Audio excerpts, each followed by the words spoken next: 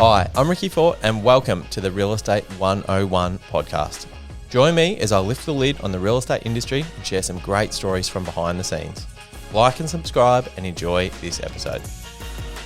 Welcome back, ladies and gentlemen. My name is Ricky Fort from Geelong Real Estate Co. Welcome to the podcast Real Estate 101. Spicy stories from inside the real estate sector. Today I've got a very exciting guest. This is the first time we've met, but this is Wendy Pover. Welcome. Thank you. So, put the word out to the team that I was looking for, good stories of people that have either done well or not so well in real estate. You're on the better side of well, so that's good for you. Keen to hear your story. But let's give people the high level thing of like why you're on the show. So you've bought and sold over 60 properties. 62 to be exact. Yep. Yeah. So that's nuts. Let's start right back at the beginning. So tell us a bit about you. I think one of the things that we find listeners like on the show is where people's background. Like, did you come from an entrepreneurial family? Were they business owners? Were they real estate investors? Were they like risk takers? Where are you from? No, I'm the fifth of five girls, and I think in a way I was a tomboy. Yep. So it was sort of like my dad and mum probably wanted a boy at that stage, and it was another girl. I can't believe they kept going back 5. Yeah. My dad and mum were not entrepreneurs. My dad had bought a property and got frustrated because he'd rented it privately and it didn't go so well. So same with my parents. Yeah. So actually, when I got out into property when I was 19, my first boyfriend had read Think Rich, Go Rich. He said we've got to get into property. So I went out and bought the one by Napoleon Hill, good book. Yeah, Think and Grow Rich, yeah. And so I went out and bought a property when I was 19. I was a third year student. Tell us, at Princess Margaret Hospital for Children. Tell us about how you, obviously at 19, you're even able to get yourself in a financial position, like to come up with a deposit, that sort of stuff. Like, I had $8,000 saved from babysitting, working in fish and chip shops for $2.50 an hour. So 2 jobs? I just took lots of jobs on and saved, and that was my dad encouraging me to save. Yeah. But we found that's a common theme, people having 2 jobs. It usually just comes down to hustle. Well, I was still at school. Yeah. So I had $3,000 saved at the age of 19, but my dad was, you're an idiot, buying that property. You've got a $22,000 mortgage. You're nuts. You don't have a partner. And it was the best thing I obviously ever did. Yep. And back then interest rates were 13.5%. I remember my mortgage was $279 a month, which doesn't sound much, but back then when you were working, you were only on $8,000 a year. It was a lot of money. But I coaxed one of my girlfriends who was nursing to come and live with me for $50 a fortnight. Yeah, that's another theme, renting out rooms or sharing, sharing your space with other people to get ahead, doing what it takes essentially. Yeah, so that was my first place, and I paid it off by the time I was 24, got married at 26. Married at 24, had my son when I was 26. So when did the second property come along? It's okay. So I'm just trying to my timeline. My second property. It's difficult to say my second because I was married. Yep. And I basically broke his arm to get a property. We moved to Melbourne. He got a job over here, and I basically almost broke his arm to buy a property in Newport, which he consequently kept in the divorce. And we paid $150 for that, and it's worth over $1 million now. So that was a second. Yeah. Yep. But yeah. Yeah. So the second property comes along, you buy it with someone else. So obviously your story was, bought and sold over 62 properties. I guess, is it mainly just been buying and selling your primary place of residence? Well, I feel like I've just started my story because my story is quite complex. Yeah. Because I got divorced, was left with 2 small children, and I was really motivated by a book from Jan Summers, and that really got me motivated. What was the book? I think it was Build Wealth Through Property or Through Real Estate. But once my divorce went through, I knew that I wanted to do property. Get going. And I put up my family home, went up to Melbourne and bought 2 more properties. and was told by the bank manager, you won't get another loan, you're a single mum with 2 children. In fact, the banks actually turned around and said no to my loan when I already had 2 unconditional contracts. Love that. So that was fun. But my lawyer came to my rescue, and he's invariably come to my rescue multiple times over the years. But that was the start. And then... So do you... is there a theme here? Do you fly by the seat of your pants, like buying 2 properties with unconditional without finance? Like, how did you get in that position? Well, ignorance. I mean, I didn't know what really. I thought I knew what I was doing, even though I'd bought a property at 19. Still but turns out it worked. I didn't. So, And but the strange thing is that once my divorce went through, and then I went on I saw another property that I wanted to buy. I didn't have a good experience with the male property manager. He didn't want to take my offer to the owner. I went and dealt with a female property manager. Property real estate sales agent. Yep. She said, do you need a loan? I said, yeah, I do, because I was buying this property and I had no finance. I'd been told, no, you can't. And that mortgage broker opened the door, and I consequently went on to get over $3.5 million in loans. Yeah, that's probably another great story, is we had a young guy, Dale, bought 3 properties by the age of 25, and same thing, he got told no by someone, and he didn't take no for an answer. And so do you think that's a big part of your story? Like that it is a big part. And if you hadn't have, manned up and said, no, you know what, I'm going to find a way, I'm going to make this happen. Well, also she was going to reconnect me with the male agent, who I won't be saying names. He's still in the property business. In Melbourne? Here in Geelong. Oh, dear. I just said, no, I don't want to deal with him. He's arrogant and he's disrespectful. So this really was my stepping stone, because I went back to the original same bank through a mortgage broker and got more money than what they'd said that I couldn't get. So that was a door open for me. And then after that, it was just balancing equity and income. So, there's a few different ways to do it. Were you the sort of woman that would obviously save a deposit, buy another one, or you're just like, as soon as a bank will even look at me, I'm in? Once I got to that position of that first property that my marriage left me, I had enough equity in that. I didn't need any deposit. Yep. And I was just constantly looking at what I had, what my income was, what sacrifices do I have to make to get extra income. And I actually had renovated this property, which was my get over my marriage renovation, and I drilled a hole through my hand because I'd never used a drill. And I won a Heritage Award for that property. It's in Autumn Street. It's recently sold by the lady that bought it from me. You're joking. And I what a story. and it had a ballroom, a cigar room. It's called Belhaven House. What number, Autumn Street? 302 Autumn Street. I live over the road from that house. I spent 3 years renovating. That was my labour of love. But the trouble is I had a lot of equity in it and I had no income, so I sold that, bought 2 properties.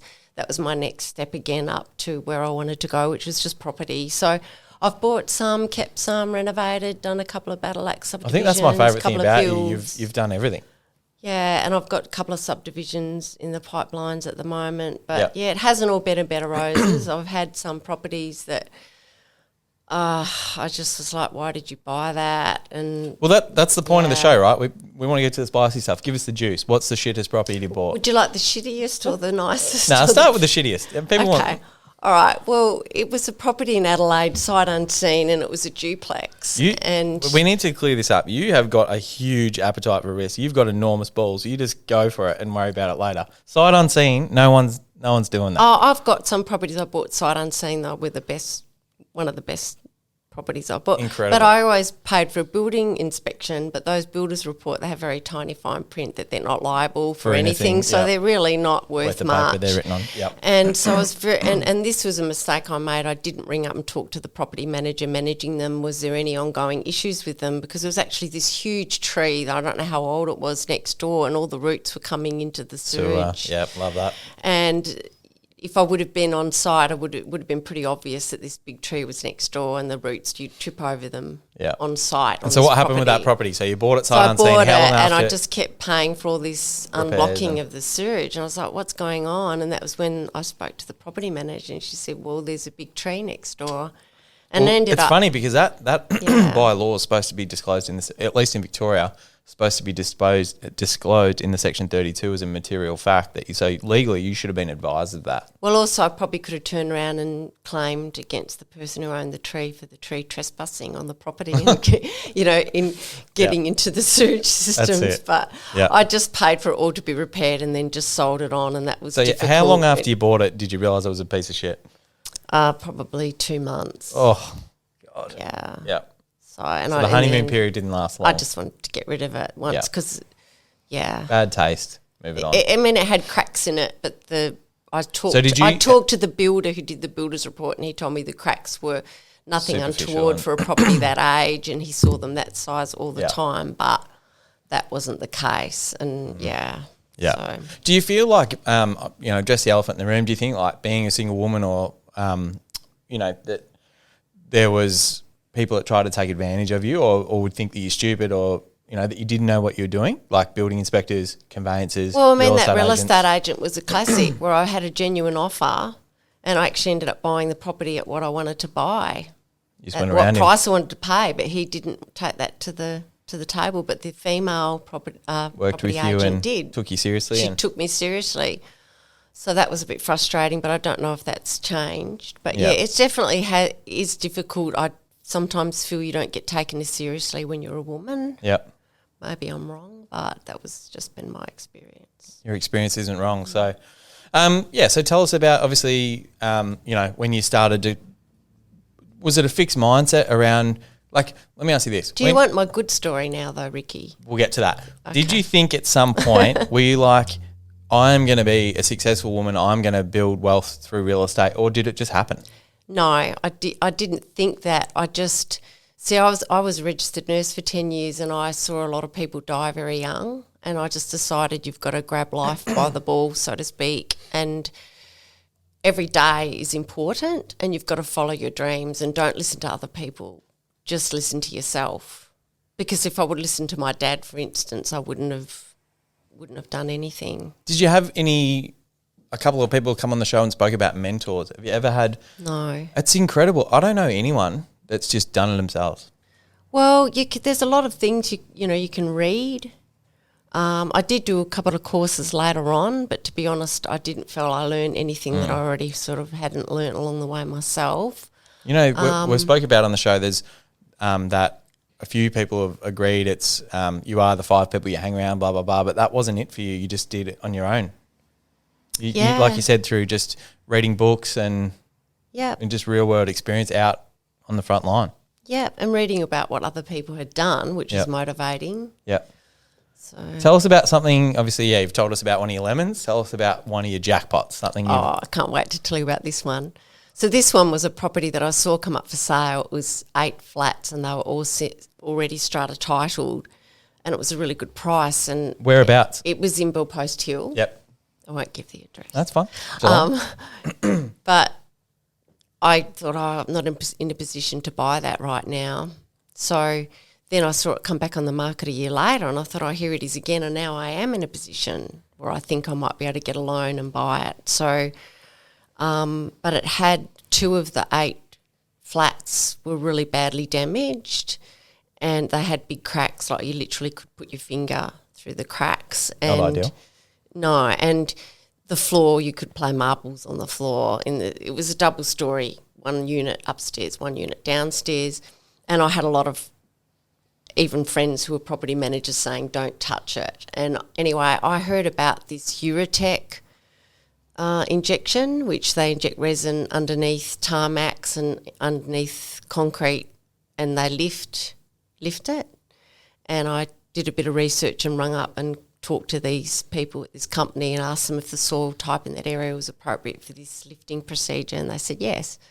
So I got my lawyer, always use a lawyer when you're settling, to put together, because I had to be careful if the building was going to get worse between siting it and settlement. We had to put some clauses in to allow for that, and they'd already had a quote and it was over $30,000 to get underpinning done on it, but I wasn't going to tell them I knew a better process, that you didn't need a permit, was unintrusive, and they could get in there and lift it. And to cut a long story short, they've got a $250,000 truck comes on site and they're only there a day or two. I gave the tenants in both the properties a week free rent for the inconvenience. We went out there. We did get lift, and and you get a 50-year guarantee on this Urotech injection under the ground. It was amazing. So that property, I made $500,000 on it in probably a year in terms of the value I added. I got the outside rendered, I got the outside painted, modernised it, got in and just started renovating one at a time. I've sold 4 of them. I've kept 4 of them. So that was a really great story. That was a really good story. I love telling people about that one. I don't talk about the other one because it depresses me. Yeah, but that's what it's about. And again, coming back to not taking a no for an answer and being prepared to do the work, spend the money, ask the questions, put your time into it. You deserve the reward for effort. Yeah. People that say, oh, you're lucky or you've got the golden touch, I just go, no, I did it. I didn't talk about it or sit. I went out and actually bought the properties. I did take the chances, and sometimes it doesn't work, but you've just still got to keep going. Yep. What do you look for when you hold property?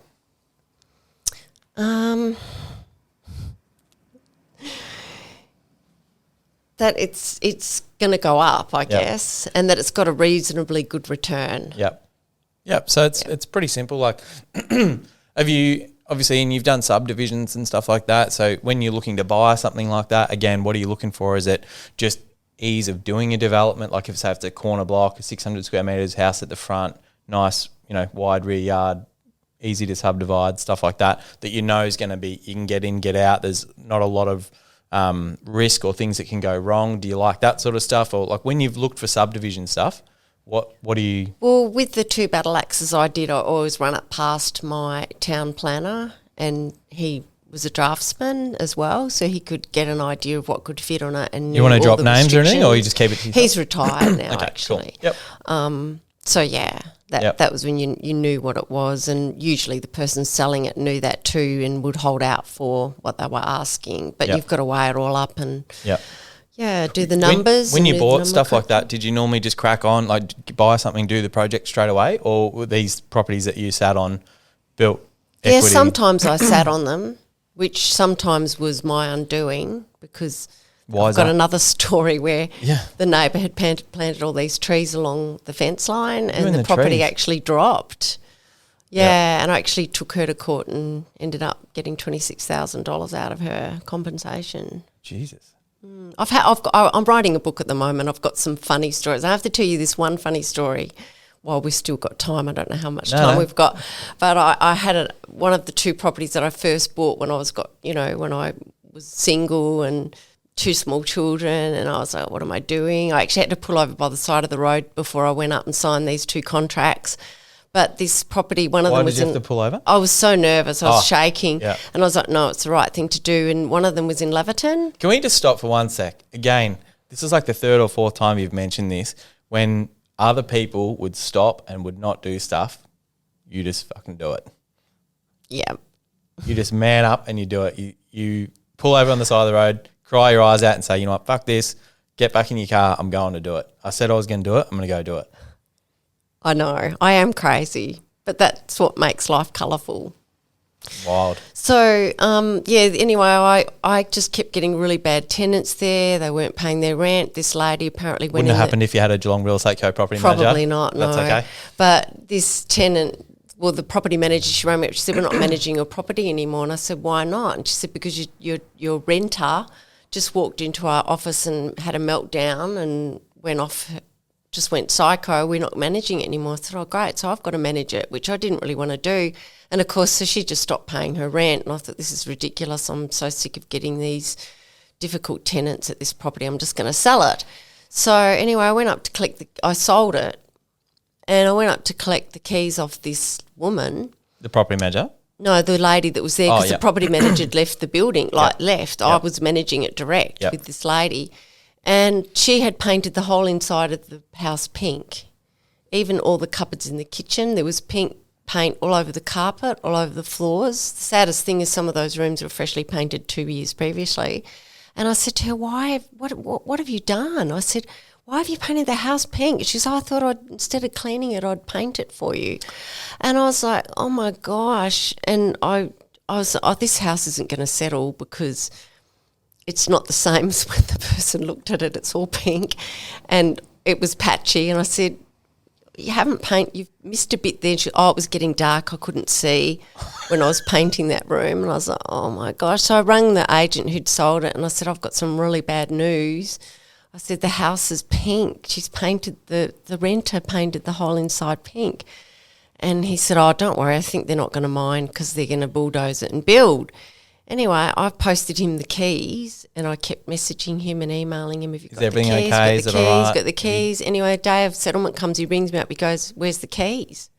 And I'm like, I've sent them to you. I thought, okay, a pink house and no keys, it's not going to settle. Well, I heard nothing and it settled. So... Jesus. And they obviously did knock it in the end? I don't know. I just Where was that? took my money in Geelong? In Leverton. Yeah. That was Leverton, yeah. Wow. What a story.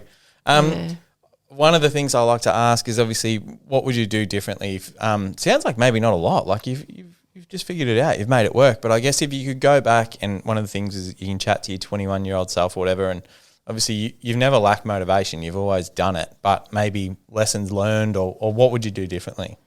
Lessons learned would have been not to have stopped at the first property, which I stopped. As in you took got married, so long had to children, take and do another one. Yeah. And then always talk to the property manager of a property that's being rented just to suss out before you even get a buildings report, waste your money on a buildings report. See, this is what's wrong with the industry. This needs to be disclosed in the Section 32 as a material fact anyway. If there's problems with the property, it needs to be in the contract. You shouldn't need to go looking for that information. But anyway, yep. Anything else? Anything that you wish you hadn't have sold? Yeah, there's multiple properties I wished I wouldn't have sold, but I wanted to keep them all and be greedy, and you can't. You've got to realise that every property's been a lesson and it's made you who you are. It's made you who you are. So for someone who is not me, who's 21, I'd just say whatever it is that you're passionate about, don't listen to anyone else. Just dream it, plan it and do it, and don't stop. Just do it because life's just too short. And you don't want to be on your deathbed and your scrapbook is empty. It's got to be full of a lot of colour. And yeah, shit will happen, but one guarantee, nothing good will happen if you stay at home and you do nothing. You've got to just do it. That's my advice. Pretty good advice. Probably hands down the best episode we've had so far. Honestly, we could go on forever and maybe we will have a episode 2. But I just want to say thank you so much for coming on the show. And as I've got no doubt we'll probably get you back. There's so much more we could talk about. But Wendy, thanks so much. Obviously, are you open to people, if we get questions for the show, people want to reach out and maybe we, like young girls, want to put you in touch or? Yeah, sure. You're a good egg. Thank you so much for coming on the show. Okay, thank you. Awesome.